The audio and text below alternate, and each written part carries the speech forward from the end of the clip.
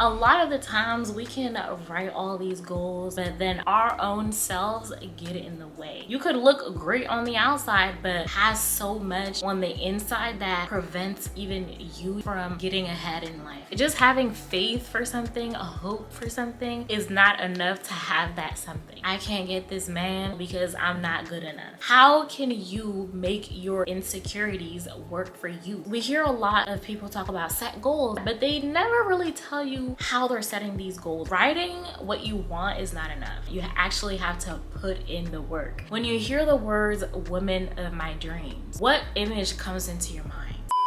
Tell me what you see in me.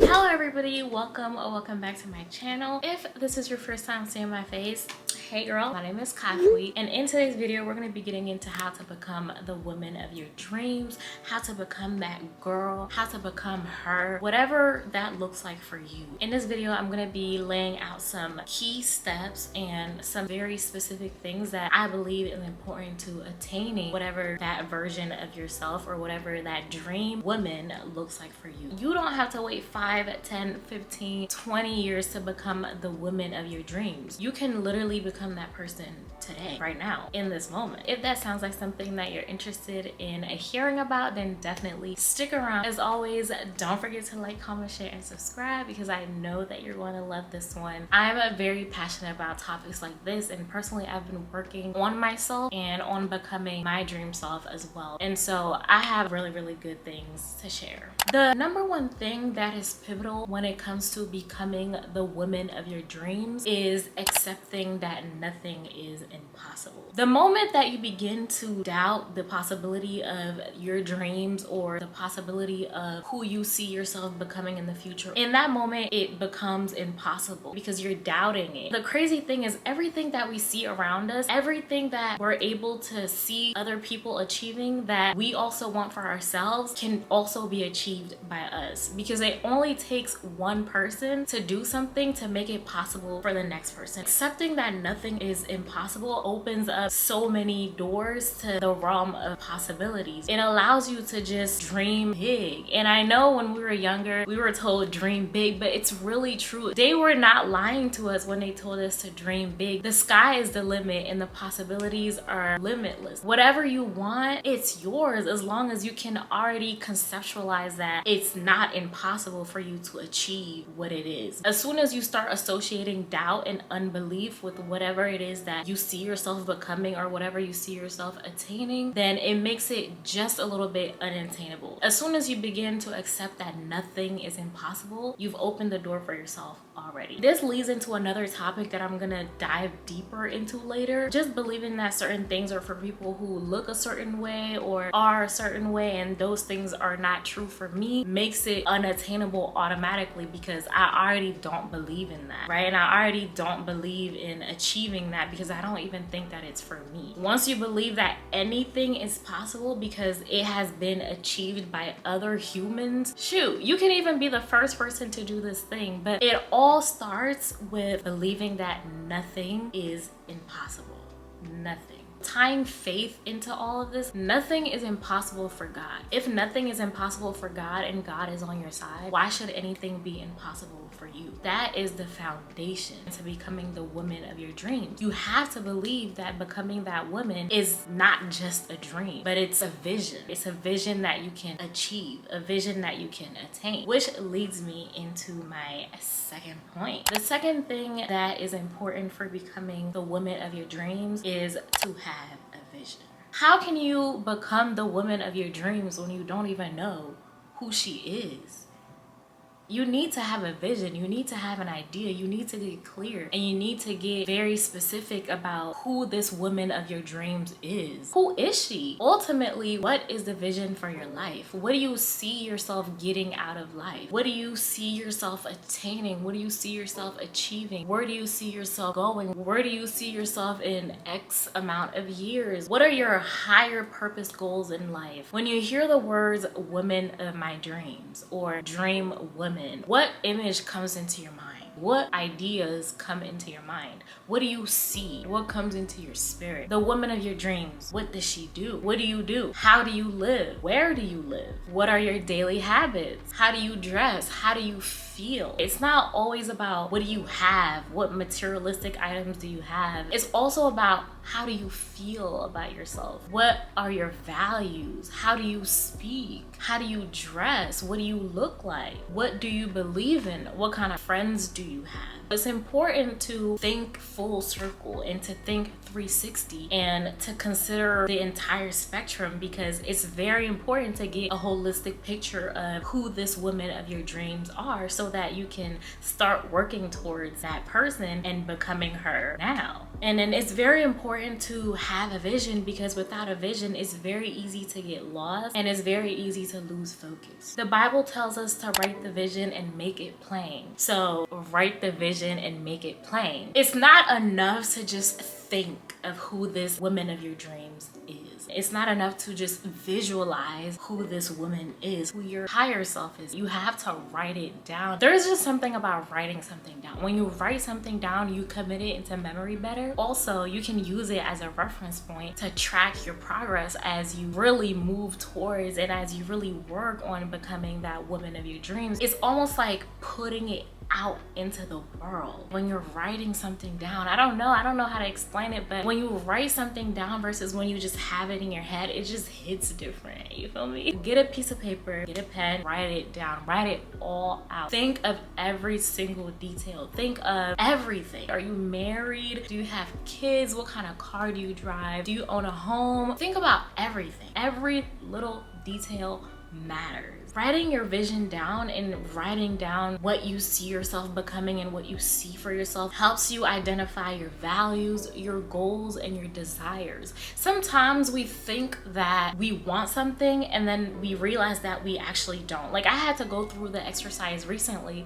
My mentor had me write out a life plan. When I started writing it out, I went through all the different aspects of life and what I see for myself. I realized, like, oh shoot, some things that I used to think I wanted are not things that I actually want. These are not things that I'm actually passionate about achieving, and these are not things that I actually dream or maybe even no longer desire for myself. Your idea of the woman of your dreams can change, and that's why it's important to write it down rather than just keep it in your head. Without anything written down, any physical goals, something that you can even see for yourself on paper, it's just all up here. It's easy for you to forget, it's easy to lose track. It's not real, right? Because it hasn't been written. That's why the Bible says write the vision and make it plain. It didn't say think the vision, it said write the vision. Once you've written the vision, it's time to actually start working towards them. Start making incremental changes. Notice that I said incremental.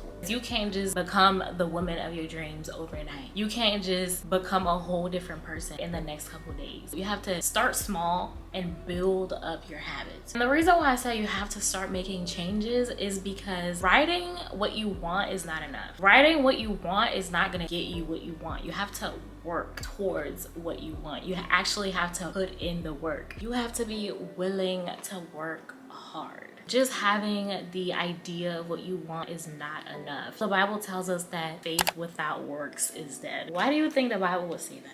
Because faith without works is dead. Believing in something is not good enough. Just having faith for something, a hope for something, is not enough to have that something. You have to first understand that this is something that you need to work hard towards, and you need to actually accept that you're willing to do the work. This is the woman of your dreams. The woman of your dreams is somewhere where you're dreaming to be. You can always become that person right now. It's just a matter of whether you do or you don't. So you're probably wondering, okay, how do I become this person? I've written it down, I've made the vision. What do I need to do next? Well, let me tell you, girl. Let me tell you. What you want to do is set smart goals. We hear a lot of people talk about set goals. I'm setting goals. Set goals for this. I set goals for that. But they never really tell you how they're setting these goals. Let's say you have a desire of becoming confident. You say that in order to become confident, you're going to become better at how you speak. Public speaking. Just saying that you want to become better at public speaking isn't a good enough of a goal. It is not something something that you can work towards. You need to create SMART goals. SMART goals are goals that are specific, measurable, achievable, realistic, and timely. Your goals need to be very specific. Not only that, but they need to be measurable, because how do you measure whether or not you're achieving a goal when it's not measurable? So you need to have goals that allow you to be able to measure against, to really determine whether or not you're achieving the goal, or you're getting closer to, or that you've achieved the goal. You can't just have one big goal to attain. You need to have it be specific, and it needs to be measurable in some type of way. If you have a dream or a goal to run a marathon, a smaller goal could be maybe running for 20 minutes daily, or running a mile a week. That's something that is very specific and is a subset of your bigger goal to run a marathon one day. You have a goal of running a mile every week in X amount of time. It's measurable because you can measure how close you are to achieving that goal. It's also a goal that is achievable. It's realistic. It's a realistic goal. You need to have it be realistic because you need to be able to do it, right? So becoming the woman of your dreams, once you have the vision, you can use these visions to write specific goals. You can have long-term goals, which the vision itself would be the long-term goal. So for example, let's say my dream self, she wakes up at 5 a.m. every morning. That's actually something that I desire to do. Like, I am not, for the life of me, an early riser. Like, oh my gosh, I sleep and I be waking up at like 12 p.m. Ooh. By the time I'm done doing my morning routine, it is already the afternoon and I'm eating breakfast at like 2 p.m. So you see what I mean? My dream self is someone who wakes up early. Maybe not necessarily at 5 a.m. For now, she just wakes up early. That's my long-term goal. I could say a shorter term goal is to wake up 15 minutes earlier every day. You don't want to have a goal that is so big that you can't actually accomplish it in a certain amount of time. Like I said, break down your goals, form them around them being SMART goals. The other thing about doing things incrementally is the fact that these things compound. There is a compounding effect to the things that you do and don't do. Habits are formed in 21 days. Why do you think that is? In the same way, if you start living out and you start doing the little things, or you start working towards who this ultimate version of yourself is, you're already compounding the effects by working towards that person to actually ultimately being that person. You know what I mean? Becoming that person leads you to being that person, because at some point you will no longer be becoming that person. You would actually be that person. The next thing that you want to do once you've gone through all the previous steps is to work on your inner self. A lot of the times we can write all these goals, make a plan, and make a list, but then our own selves get in the way. That has happened to me one too many times. The reason why I'm saying work on your inner self is because that's what's going to be the determining factor. We have to focus on the inner, because you could look great on the outside but has so much on the inside that prevents even you from getting ahead in life and from actually attaining this version of yourself that you see yourself becoming. What are some things that you can do to work on your inner self? Learn to say no. This one is a major one for me because I am a major people pleaser, and saying no is the hardest thing for me. I don't know, it's just something about being a people pleaser. Like, it's intense, and I've been in therapy to work towards this, because that's another thing that I'm doing to work on my inner self, learning to say no. Like, when you actually think of who this version of yourself is, you start to do things differently, you start to move differently, you start to say no, right? Because certainly there are things in your life at the moment which don't align with who that version of yourself is, whether it's saying no to others or even saying no to yourself, because yes, sometimes you're the problem. You have to say no to certain things, because those things will either get you no closer or actually get you further away from who this person is, who you see yourself becoming. You have to learn to become your own best friend, because in this process you will have to be your number one fan. Literally, you have to be your number one fan, because why would somebody else be your number one fan if you're not even rooting for yourself the most? You have to be comfortable comfortable with yourself. You have to do a lot of inner work. I had to just take some time out to figure out who I am and what I believe in, why I am the way I am, childhood traumas, before I didn't even understand who I was as a person. I just kind of became who my environment told me to be, who people told me to be. I didn't even know who I was as a person. Becoming my own best friend now looks like journaling. I had to do a lot of shadow work, as some people call it. Just really deep reflection and learning who I am at my core rather than being told by everybody else what you should like. A lot of this inner work has to do with unrooting and reinventing. This phase is a phase of reinventing yourself, breaking down those bad character traits, things that you do to get in your own way, because it's not always somebody else's fault. It's not always let's point the finger at somebody else because they did this to me and that's why I had a negative response, that's why I had a bad attitude, that's why my whole day was ruined. Someone had the ability and had the power to ruin my entire day because I allowed them to. People don't usually think about it like that. It's always somebody did this to me, that's why I am the way I am, somebody made me like this, the world made me like this. But it's like, no sis, you have the power to reinvent yourself at any given point in life. Nothing is constant, everything is always changing, and so can you. Let's normalize change. There's a lot of pride to be taken when you know that you created this version of yourself. You literally birthed this new version of yourself. The next major thing that you want to do is address your insecurities. If you allow your insecurities to get in the way, they really will. They can show up in different ways in your life, whether you just don't do something because you're not secure in yourself, or you don't believe in yourself to carry that out, or you just simply don't believe that you can achieve a certain goal or become your dream self because you feel like you don't look the best or there's something about you. Then it doesn't always have to be physical, right? Because a lot of the times when we say insecurities, we think a lot about physical traits, physical features, but it's not always that. It could be you knowing yourself that maybe you have a bad attitude, or maybe the way you talk, maybe you curse a lot, maybe your vocabulary is not expansive. It's not always, you know, a physical trait. Address your insecurities. How can you make your insecurities work for you? How can these insecurities no longer be insecurities? How can these things not get in your way? There's a way to, of course, embrace this. There's a way to help yourself not be so insecure to the extent that it gets in the way of things that you actually want to do to become a better person. If you don't address them, they're just going to continue to hold you back, and you're gonna look back and have a lot of resentment when you look back on your life, what you did, what you could have done differently, if only you had a little bit more confidence, if only you didn't allow this thing to get in your way, what rooms, what spaces you would be in now, right? So addressing those heavy hitter insecurities is going to be critical for doing that inner work. I kind of already touched on this in my previous point, but the next thing that I believe is super important for becoming the woman of your dreams is to eliminate your limiting beliefs. Now, you may be wondering, Kafui, what are limiting beliefs? Well, wait, let me tell you. As per the definition, a limiting belief is a thought or state of mind that you think is the absolute truth and that stops you from doing certain things.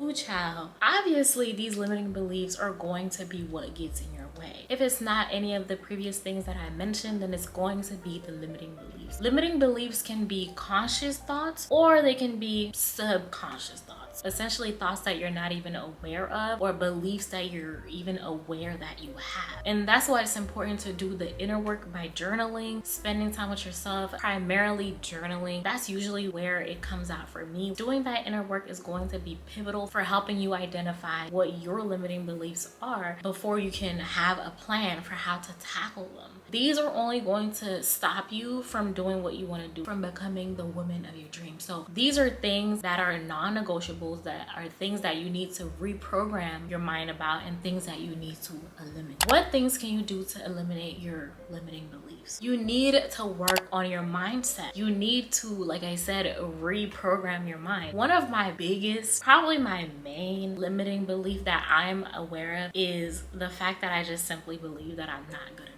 Can you think of all the different ways that can literally prevent me from achieving anything in life? I can say I can't do that job. I can't start a YouTube channel because I'm not good enough. I can't get this man because I'm not good enough. Literally, you can use that I'm not good enough to stop you from doing everything, which will ultimately have you do nothing because you believe that you're not good enough and you've accepted this as your truth, your absolute truth. One way to reprogram your mind and reconstruct these beliefs is through affirmations. My therapist highly recommended for me to do affirmations once she realized the kinds of limiting beliefs that I had. My mentor recently also suggested for me to use affirmations. I've always just kind of felt like affirmations can be a make-believe, especially when you're writing things that you want to be and you don't currently accept that to be who you are. What I do that personally works for me is just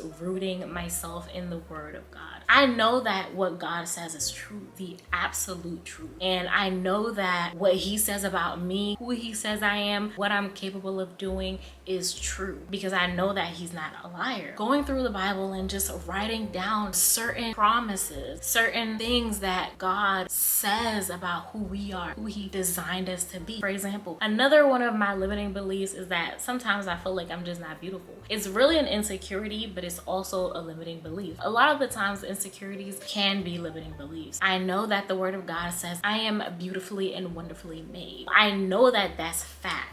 No matter what my brain might think from time to time, I could try to wrestle with that truth, but it's the truth. Like, the truth is true no matter when, no matter how I may feel. The fact of the matter is that I was beautifully and wonderfully made. Affirmations are very, very, very important. One thing that my mentor also suggested doing is just writing things that you know to be true by yourself, like good things. I'm smart, I'm intelligent, I'm hardworking, I'm ambitious. Anything that I set my mind to, I can achieve. Drawing on previous life experiences, times where you've been successful at something, times where you've pushed through something, times where you've achieved something. Writing down those affirmations to be true for yourself and writing it down again on paper. It even helps to have it in front of you where you can see it. Maybe putting it on sticky notes on your bathroom mirror so that you see it every time you're in the bath, setting it as your lock screen on your phone, whatever you need to do to constantly remind yourself